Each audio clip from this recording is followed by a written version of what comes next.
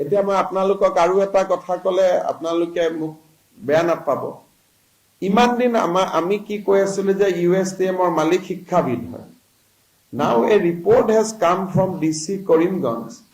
যে তেওঁ OBC certificate লৈছিলে falsely and then his certificate was cancelled by DC Karimganj এটা false OBC certificate লোৱা মানুহজন শিক্ষাবিদ হ'ব পাৰে নেকি so মই details মই নকওঁ but Kiran community member হয় বুলি he took a OBC certificate then people instituted complaint against him and then DC Karimganj after hearing everybody cancelled the OBC caste certificate issued to that gentleman eto লৈ লব অলপ চলপ মোৰ অফিচৰ পৰা নবক মই কৈ দিম গোটে অৰ্ডাৰটো দি দিব যে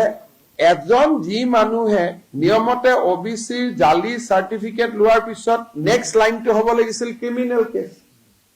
that FIR was not done now we are going to file the FIR হেতু এটা ডাঙৰ কথা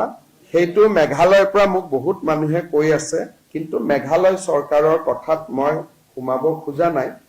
কিন্তু এইটো এটা ইন্টাৰেষ্টিং যিবিলাক মানুহে ইমান দিনে সাৰ্টিফিকেট দি আছিল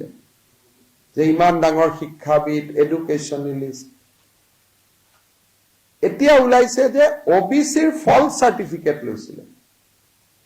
and then his certificate was cancelled by the DC A cancel কৰিলে কিন্তু FIR খন ফাইল নকৰিলে নিয়মতে ফলছ সাৰ্টিফিকেট ললে FIR হ'ব লাগে